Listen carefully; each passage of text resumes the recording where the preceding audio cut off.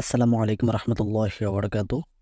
আমি নাঈম বিন আব্দুর রহিম আছি আপনাদের সাথে। আজকে আমরা জানবো আমাদের এই লক্ষ্মীপুরের অত্যন্ত প্রাচীন এবং দর্শনীয় স্থান সম্পর্কে, এবং আপনাদেরকে দেখাবো যে আসলে যে প্রাকৃতিক গঠনটা কীরকম এবং এর সৌন্দর্য কীরকম।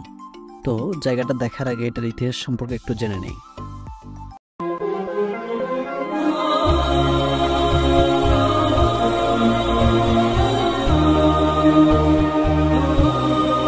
লক্ষ্মীপুর জেলা শহর থেকে মাত্র ৩ কিলোমিটার দূরে কালের সাক্ষী হয়ে দাঁড়িয়ে আছেন ৩০০ বছরের পুরনো দালাল বাজার জমিদার বাড়ি। ৭.৫ একর জমির উপর নির্মিত এই জমিদার বাড়িকে ঘিরে মানুষের কৌতূহলের শেষ নেই। প্রতিদিন অসংখ্য মানুষ এই জমিদার বাড়িকে দেখতে আসেন। দালাল বাজার জমিদার বাড়ির পাশেই আরেকটি জায়গা রয়েছে, ওটাকে বলা হয় যে ডিসি পার্ক। ওখানেও প্রতিদিন অসংখ্য মানুষ আসেন বিকেলবেলা কিছু সময় স্পেন্ড করার জন্য। এই ৭ একর জমির উপরে নির্মিত এই জমিদার বাড়িতে রয়েছে রাজপ্রাসাদে প্রবেশ করার জন্য রয়েছে গেট, জমিদার প্রাসাদ, অন্দরমহল, নন্দরপুকুর, শান বাঁধানো ঘাট, এই সবই পথচারীদের দৃষ্টি আকর্ষণ করে। এই জমিদার বাড়ির ভিতরে রয়েছে 4টি পুকুর, 7টি ভবন ও একটি বিশাল বাগান। চোখ জুড়িয়ে যাওয়ার মতো সুন্দর এই জমিদার বাড়ি। সাজানো গোছানো এই বাড়ি দেখলে জমিদারের নান্দনিক রুচির পরিচয় পাওয়া যায়। যদিও সৌন্দর্য এখন শুধু ধ্বংসাবশেষ, তারপরে এই ধ্বংসাবশেষটুকু দেখেও ভ্রমণ পিপাসুদের আত্মার খোরাক মিলবে। তো চলুন এই জমিদার বাড়ির জমিদার সম্পর্কে একটু জেনে নিই। জানা যায় লক্ষ্মীনারায়ণ নামের জন্য এক ব্যক্তি কাপড় ব্যবসার উদ্দেশ্যে দালাল বাজার আসেন। তার পুত্র ব্রজবল্লভ স্বীয় দক্ষতার গুণে ব্যবসার প্রসারণ ঘটায়। ব্রজবল্লভ পুত্র গৌরকিশোর কলকাতা লেখাপড়ার সুবাদে ইস্ট ইন্ডিয়া কোম্পানির সহচর্যা আসেন এবং জমিদারি খরিদ করেন। গৌরকিশোর ১৭৬৫ খ্রিস্টাব্দে রাজা উপাধি লাভ করেন। গৌরকিশোর রায় ও রানী লক্ষ্মীপ্রিয়া ছিল সন্তানহীন। তারা ঢাকা বিক্রমপুর থেকে গোবিন্দ কিশোরকে পোষ্যপুত্র হিসেবে গ্রহণ করে। গোবিন্দ কিশোর পুত্র নলিনী কিশোর রায় চৌধুরী তাদের জমিদারের খাজনা আদায়ে তদারকি ও প্রসারের দক্ষতার পরিচয় দেয়। জমিদার বাড়িকে ঘিরে রাখা প্রাচীর এবং এর ভিতরের সৌন্দর্য দেখতে আজও মানুষ দূর দূরান্ত থেকে ছুটে আসেন। তো আমরা চলে এসেছি, চলুন ভিতরের দিকে প্রবেশ করা যাক।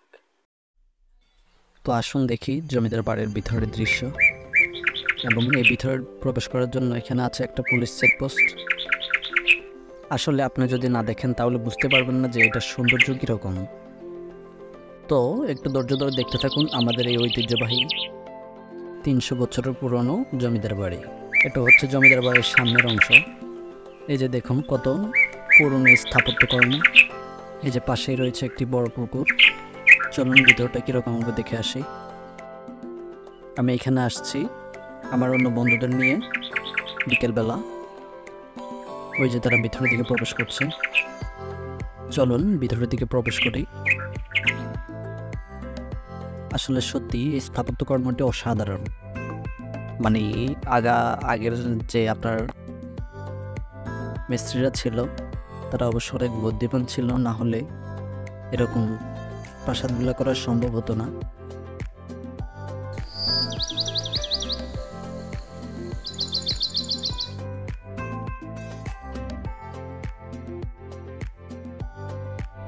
এগুলো এখন প্রায় ধ্বংসের পথে, আপনার জোরে জোরে পড়ে যাচ্ছে।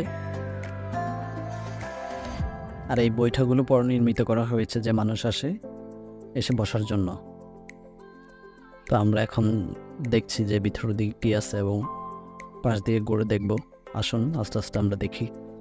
ভিডিওর প্রথমেই বলেছি যে এখানে 7টি ভবন, 4টি পুকুর রয়েছে এবং একটি বাগান রয়েছে। আমরা ভবনগুলো দেখতেছি। এই যে এখানে যে পুকুরগুলো দেখা যাচ্ছে এগুলো হচ্ছে আপনার একবারই দালানের নিচ দিয়ে এপার ওপারে ডাইরেক্ট, এগুলো দিয়ে মানুষ মানে আসা যাওয়া করা যাবে এরকম ভাবে এরা নির্মিত করছে।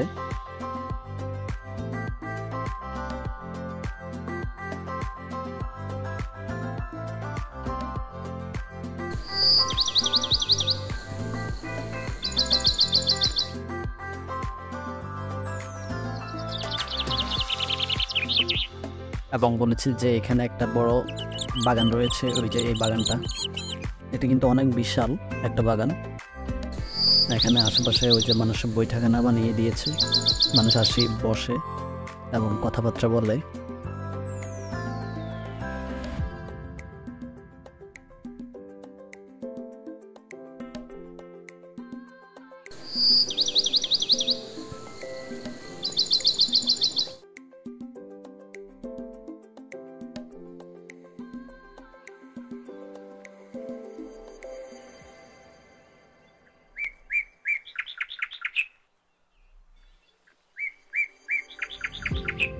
আমরা সবাই একই কলেজে অধ্যয়নরত অবস্থায় আছি এবং মাঝে মাঝে আপনার কোথাও ঘুরতে বেরোলে একই সাথে বের হই।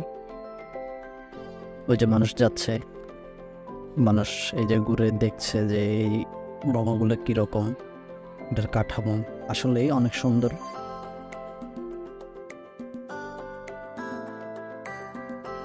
এ হচ্ছে তামিম, আর ওই যে ক্যামেরাম্যান আমরা ক্যামেরা নিয়ে আসছি, ওই যে ক্যামেরাম্যান বসে আছে ও হচ্ছে আব্দুল্লাহ আল মারুফ, আর এতে হচ্ছে রবিউল বকশি, আর সাথে আছে আমাদের আবরার সাজিদ।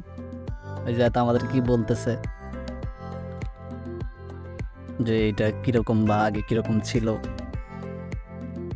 আর আমাদের আরেকজন বন্ধু আসবে, দু একজন আসতে পারে নাই, হয়তো বিজি বাড়িতে কাজ কর্ম থাকার কারণে। আরেকজন আসবে, যদিও গাড়ির মধ্যে দিয়ে আসছে, কিছুক্ষণের মধ্যে চলে আসবে ইনশাল্লাহ।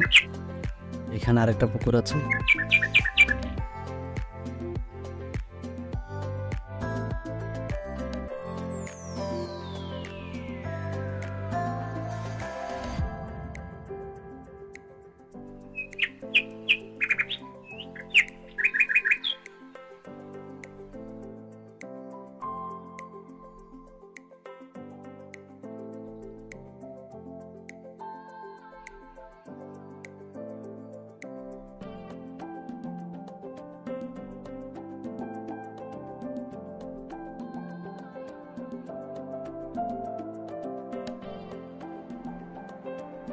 আসলেই জমিদারের এই বাগানটা অনেক বড় এবং পুরো বাড়িটার দেওয়াল দ্বারা বেষ্টিত ছিল, যদিও এখন কিছু কিছু আছে, বাকিটা আপনার ভেঙে ভেঙে গেছে।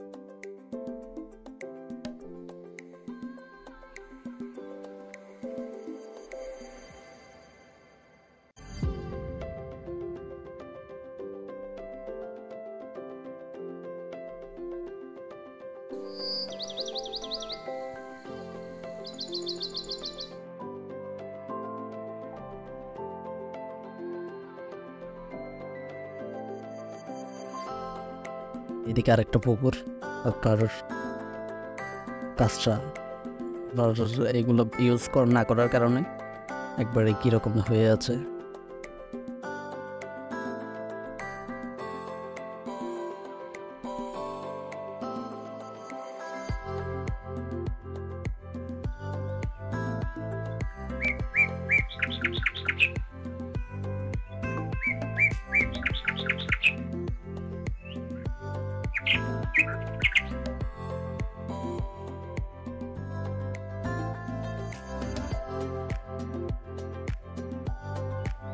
ওই যে এদিকের বাগানটা, এখন এদিকেও আছে, বাগানটা অনেক বড়, তো এই কারণে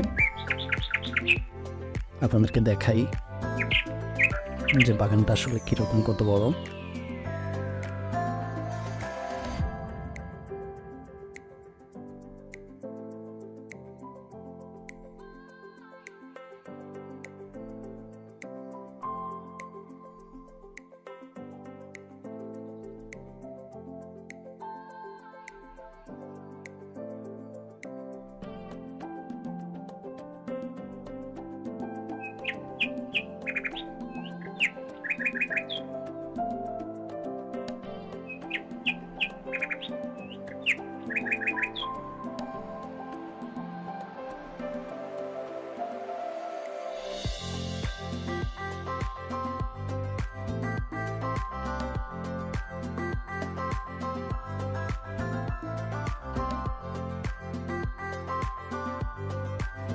এই যে আপনাদেরকে পুকুরগুলোর কথা বললাম, যে দালান নিচ দিয়ে যে পুকুরগুলো আছে, এগুলো হচ্ছে আপনার এই পাশ দিয়ে আপনি প্রবেশ করে ওই পাশ দিয়ে বের হয়ে যেতে পারবেন। আসলে ওদের নির্মাণ শৈলী অত্যন্ত নিখুঁত ছিল। আর পুকুরগুলো একবারে অসাধারণভাবে তৈরি করেছে। এই পুকুরগুলো হয়তো তাদের গুপ্তপথ হিসেবে কাজ করত। এখানে কিন্তু বসে গল্প করার মতো অসাধারণ একটা জায়গা। এতক্ষণ থেকে দেখার জন্য আপনাদেরকে অসংখ্য ধন্যবাদ। আপনি যদি চ্যানেল নতুন হয়ে থাকেন অবশ্যই চ্যানেলটি সাবস্ক্রাইব করে বেল আইকনটি ক্লিক করে দিবেন, যাতে নতুন ভিডিও ছাড়ার সাথে সাথে আপনার কাছে নোটিফিকেশন চলে যায়। আপনার এই একটি সাবস্ক্রাইবার আমাকে অনুপ্রাণিত করতে সাহায্য করবে। Thanks for the watching. দেখা হবে অন্য কোনো ভিডিওতে। ততক্ষণ পর্যন্ত ভালো থাকবেন, সুস্থ থাকবেন। আল্লাহ হাফেজ। আসসালামু আলাইকুম রহমতুল্লাহি ওয়া বারাকাতুহু।